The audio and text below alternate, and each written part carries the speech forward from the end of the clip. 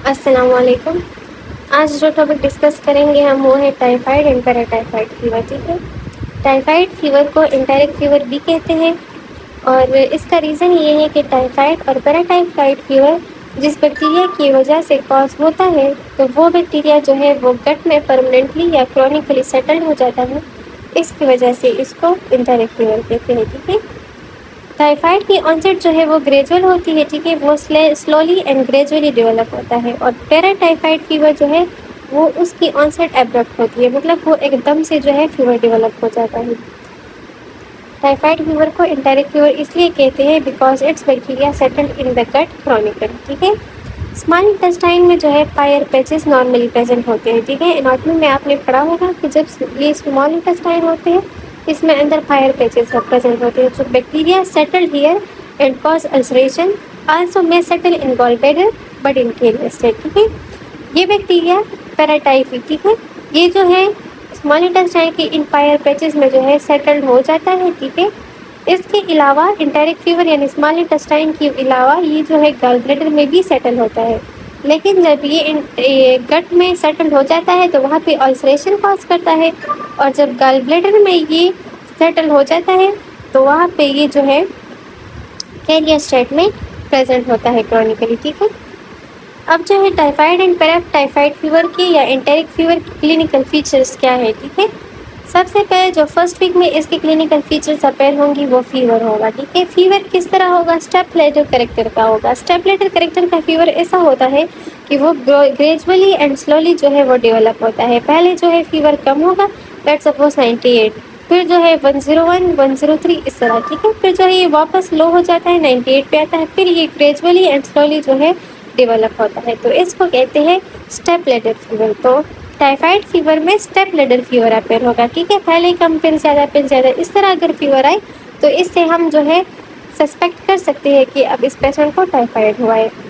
बास पेशेंट में जो है कंस्टिपेशन होता है। ठीक है, बास पेशेंट डायरिया के साथ भी प्रेजेंट करते हैं, लेकिन कंस्टिपेशन जो होता है वो सबसे अर्ली फेज में होता है। जैसे ही टाइफाइड डेवलप हो जाए तो अर्ली फेजेस में कंस्टिपेशन होने लगता है, लेकिन जैसे जैसे वक्त गुजरता है तो फिर at the end of first week इसमें डायरिया भी हो सकता है। ठीक है, डायरिया इसलिए होता है कि जो बैक्टीरिया गट में सेटल हुआ था और जिसे अल्सरेशन कॉज की होती है, ठीक है, तो वो स्मॉल इंटेस्टाइन में अल्सरेशन कॉज कर देती है। अल्सरेशन की वजह से इंटेस्टाइन में एब्जॉर्प्शन नहीं हो पाती और उसकी वजह से जो है पेशेंट को डायरिया शुरू हो जाता है। ठीक है, तो स्टार्ट के फेजेस में कंस्टिपेशन होगा और लेट फेजेस में फिर डायरिया डेवलप होगा due to ulceration and defected absorption. इसके अलावा headache, myalgia and body aches भी हो सकते हैं। ठीक है, ये एक इन्फेक्शन है जो बॉडी में स्प्रेड हो रहा है, तो इसकी वजह से हेडेक, माइल्जिया और बॉडी एक्स हो रही है। अच्छा, टाइफाइड फीवर के पेशेंट में जो है वो रोज स्पॉट्स अपेयर होंगे ऑन द एब्डोमेन। ठीक है, ये पेशेंट का एब्डोमेन है, तो यहाँ जो है एब्डोमेन एरिया पे रोज स्पॉट्स प्रेजेंट होंगे। रोज स्पॉट्स जो है वो इंडिकेशन ऑफ पैराटाइफाइड और टाइफाइड फीवर है। ठीक है, स्प्लीनोमेगली हो सकती है टाइफाइड में, टेंडर एंड डिस्टेंडेड एब्डोमेन और न्यूरोलॉजिकल कॉम्प्लिकेशंस में कंफ्यूजन, कोमा एंड डेथ। ठीक है, जब पेशेंट हमारे पास ऐसे फीचर्स के साथ आ जाए कि उसको एब्डोमेन में टेंडरनेस हो और डिस्टेंशन हो, ठीक है, न्यूरोलॉजिकल कॉम्प्लिकेशंस हो, कंफ्यूजन, कोमा हो, ठीक है, एब्डोमेन पे रोज स्पॉट्स अपेयर हुए हो, ठीक है, और पेशेंट को कंस्टिपेशन या डायरिया इन दोनों में से कोई एक हो, तो फिर हम इन्वेस्टिगेशन से पता कर सकते हैं कि टाइफाइड का पहले वीक का चल रहा है या ये एंड फेज चल रहा है। इस तरह हमारे पास जो है टाइफाइड की इन्वेस्टिगेशन से हम जो है केस को कंफर्म कर सकते हैं। हमारे पास टाइफाइड का पेशेंट जो है वो किन फीचर्स के साथ आता है या सिनेरियो हमारे पास क्या होगा। ठीक है, history of high grade fever, ठीक है, not touching baseline for 1 week, मतलब कि कमी नहीं हो रहा, along with severe head, myalgia, diarrhoea and vomiting for 2 to 3 days। ठीक है, माइल्जिया, डायरिया है, हेडेक है और वॉमिटिंग 2 to 3 days हो रही है और हाई ग्रेड फीवर है। ठीक है, वाइट सेल काउंट जो है वो यूजुअली टाइफाइड में कम होते हैं, लेकिन जो सिनेरियोज हमारे पास एग्जाम्स में दिए होते हैं तो उसमें ज़्यादातर वाइट सेल काउंट को इंक्रीज दिया हुआ होता है, क्योंकि उनके ख्याल में ये इन्फेक्शियस डिजीज़ है, तो सारे इन्फेक्शियस डिजीज़ में कॉमन यूजुअली जो है ल्यूकोसाइटोसिस होता है, तो इस वजह से इसमें भी वाइट ब्लड सेल काउंट की अमाउंट ज़्यादा देते हैं, लेकिन यूजुअली टाइफाइड में जो है WBCs की अमाउंट कम होती है। ठीक है, हार्ट रेट इसमें ज़्यादा हुआ होता है, BP जो है इसमें यूजुअली कम होगा। ठीक है, अब जो सिनेरियो है हमें उसमें से जो है अल्कोहल की हिस्ट्री को एक्सक्लूड कर देते हैं, एलेक्ट्रीज और एलेक्ट्रीज को भी नॉर्मल दे देते हैं, स्प्लीनोमेगली समटाइम्स प्रेजेंट, ठीक है। स्प्लीनोमेगली वगैरह जो है वो अल्कोहल कंजम्पशन या लिवर डिजीज में भी प्रेजेंट हो सकता है, ठीक है। तो इसमें जब हमें सिनेरियो देंगे तो स्प्लीनोमेगली को देंगे लेकिन अल्कोहल कंजम्पशन को एक्सक्लूड करेंगे और एलेक्ट्रीज और आरएफटीज के अमाउंट जो है वो हमारे पास नॉर्मल होंगे, ठीक है। बी में हमारे पास लो होगा और वाइट सेल काउंट तो यूजुअली इसमें डिक्रीज होता है, लेकिन सिनेरियो जो क्वेश्चंस होते हैं उसमें हमें देते हैं कि इसमें WBCs जो है वो इंक्रीज है। ये पॉइंट मैं इसलिए मेंशन कर रही हूँ कि इसकी वजह से कंफ्यूजन ना हो, मतलब कि अगर सिनेरियो में WBCs इंक्रीज दिया हुआ होगा तो फिर भी टाइफाइड हो सकता है, मतलब सिर्फ इस एक पॉइंट की वजह से जो है हम टाइफाइड को एक्सक्लूड नहीं कर सकते, ठीक है।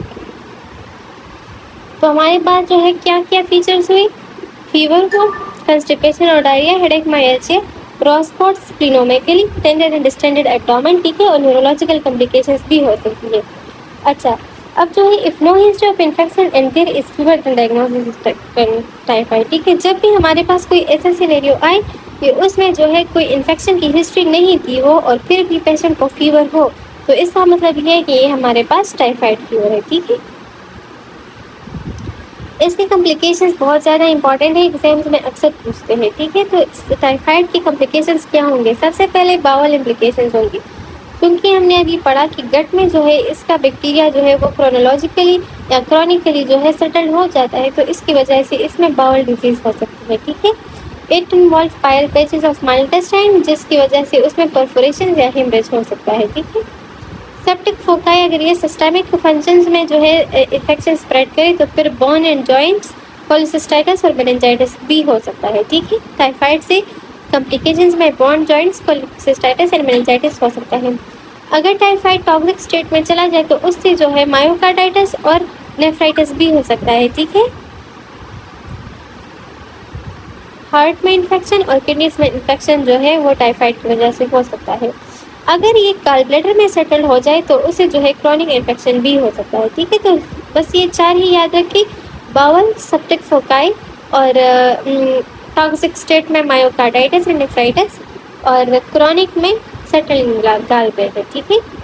अब टाइफाइड को हम इन्वेस्टिगेट कैसे करेंगे, ब्लड CP हम करेंगे, ठीक है। यूजुअली जो है टाइफाइड में ल्यूकोपीनिया प्रेजेंट होता है, ठीक है। वाइट ब्लड सेल्स काउंट जो है इसमें डिक्रीज होती है, but in scenario rise white blood cell counts में भी हुए, ठीक है। ब्लड CP जो है हमें फर्स्ट वीक में टाइफाइड की डायग्नोसिस दे सकता है अगर उसमें जो है वाइट ब्लड सेल काउंट जो है वो डिक्रीज हो, ठीक है। ब्लड कल्चर हम कर सकते हैं, उसमें हमें बैक्टीरिया वगैरह से पता चल जाता है कि ये जो है पैराटाइप की है या ये जो है किस चीज़ की वजह से ये फीवर कॉज हुआ। स्टूल कल्चर क्योंकि स्टूल में प्रेजेंट होता है, ठीक है। विडाल टेस्ट भी हम कर सकते हैं, O antigen, A antigen of typhoid जो है वो डिटेक्ट हो सकता है इसमें। टाइफाइड टेस्ट जो है वो सबसे स्पेसिफिक टेस्ट है इसके लिए, ठीक है। IgM और IgG एंटीबॉडीज अगर डिटेक्ट हो जाए तो मतलब कि ये टाइफाइड है, ठीक है। IgM और IgG एंटीबॉडी जो है वो टाइफाइड में प्रेजेंट होते हैं, O एंटीजन और एंटीजन प्रेजेंट होगा, ठीक है। स्टूल्स में जो है इसका बैक्टीरिया प्रेजेंट हो सकता है, ब्लड कल्चर में भी और ब्लड CP में जो है वाइट ब्लड सेल काउंट जो है वो इसके डिक्रीज होंगे। अब मैनेजमेंट हम क्या इसको देंगे, क्लोरामफेनिकोल, एम्पिसिलिन और कोट्राइमेक्साजोल, ठीक है। ये जो है फर्स्ट लाइन ऑफ ट्रीटमेंट है, लेकिन ये पहले दिया जाता था, अब यूजुअली ये मेडिसिन नहीं दी जाती क्योंकि इसके अगेंस्ट बहुत ज़्यादा रेजिस्टेंस डेवलप हो गई है, ठीक है। तो ये जो है इस वजह से हम जो है पेशेंट को फ्लोरोक्विनोलॉन्स देंगे, ठीक है। फ्लोरोक्विनोलॉन फर्स्ट लाइन ऑफ ट्रीटमेंट है। Ciprofloxacin 500 milligram 2 times daily for 7 days जो दिया जाता है, ठीक है। फ्लोरोक्विनोलॉन्स पे कौन सा medicine, ciprofloxacin 500 milligram 2 times in daily और 7 दिन के लिए जाता है, ठीक है। अब अगर पेशेंट फ्लोरोक्विनोलॉन्स को भी रेजिस्टेंट है तो फिर इसको ब्रॉड स्पेक्ट्रम सेफालोस्पोरिन्स दिए जाते हैं, ठीक है। और azithromycin 500 milligram once per day, ठीक है। अच्छा, अब अगर ये क्रॉनिक डिफेक्ट नहीं है, मतलब टाइफाइड, तो उसको जो है हम ये मेडिसिन देंगे फ्लोरोक्विनोलॉन्स और एजिथ्रोमाइसिन फॉर 7 डेज, ठीक है। अब अगर पेशेंट क्रॉनिक पेशेंट है, उसको बहुत टाइम से ये है, तो फिर उसको हम ये ट्रीटमेंट 4 वीक्स के लिए देंगे, ठीक है। यही सेम ट्रीटमेंट है, फ्लोरोक्विनोलॉन्स, सेफालोस्पोरिन्स, ब्रॉड स्पेक्ट्रम, ठीक है, और एजिथ्रोमाइसिन, लेकिन ये 4 वीक्स के लिए देंगे, ठीक है। अब हमारे पास एग्जाम में इसका सिनेरियो कैसे आता है, ये सिनेरियो है A 25 years man presented with fever from last 1 week. He is also complaining of abdominal pain with diarrhea. On examination, he is looking toxic with a clotted tongue, temperature 103, pulse 76. On abdominal examination, he has splenomegaly and cardiac murmur. ठीक है, अब देखिए इसमें complications भी develop हुए हैं और typhoid की फीचर्स भी है। फीवर है, ठीक है, एब्डोमिनल पेन है और डायरिया है। एग्जामिनेशन रिपोर्ट टॉक्सिक है, ठीक है, हाई ग्रेड फीवर है, एब्डोमिनल पेन है, ठीक है, और स्प्लीनोमेगली भी है और कार्डियक मरमर भी है। देखिए अभी हमने पढ़ा कि इसमें जो है कॉम्प्लिकेशंस में क्या हो सकता है, हार्ट मायोकार्डाइटिस, ठीक है, तो वो इन्वॉल्व इसमें हुआ है। स्प्लीनोमेगली हो सकती है, ठीक है, टेम्परेचर हाई ग्रेड फीवर होगा, ठीक है, एब्डोमिनल पेन और डिस्टेंशन ऑफ एब्डोमेन होगी। तो ये हमारे पास केस कंफर्म हो गया कि ये जो है एंटेरिक फीवर है। Enteric fever is a clinical syndrome characterised by constitutional and gastrointestinal symptoms and headache.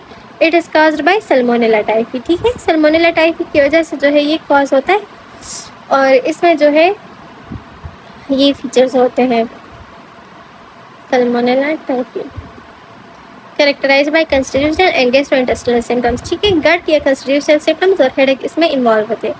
अभी ये 22 years old college student found eating food outside his home. He is present with a 10 days history of high continuous fever with backache and constipation. On examination, he looked toxic, temperature 102, centrally clotted tongue, pulse 80, regular BP, has palpable spleen and लिम्फोसीरम creatine and liver functions are normal. ठीक है, अब बाकी चीज़ों को exclude किया कि liver function, serum creatine, LFTs, RFTs वो सब नॉर्मल है, लेकिन हुआ क्या है कि पेशेंट ने आउटसाइड फूड को कंजम्पशन किया। हमने क्या पढ़ा कि टाइफाइड जो है वो सल्मोनेला टाइफी की वजह से कॉज होता है, ठीक है, और इसकी स्प्रेड जो है वो इन्फेक्टेड फूड के थ्रू होती है। ठीक है, अब हमारे पास पेशेंट आया है इस हिस्ट्री के साथ कि उसने जो है आउटसाइड फूड कंज्यूम किया है, उसको कंटिन्यूस फीवर है और उसको बैकएक है और कंस्टिपेशन है, लेकिन जो स्प्लीन है वो पाल्पेबल है, इसमें स्प्लीनोमेगली है, ठीक है, पाल्पेबल स्प्लीन, और एलएफटीज, आरएफटीज और लिवर का फंक्शन जो है वो नॉर्मल है। तो इससे हम टाइफाइड की डायग्नोसिस कंफर्म कर सकते हैं। ठीक है।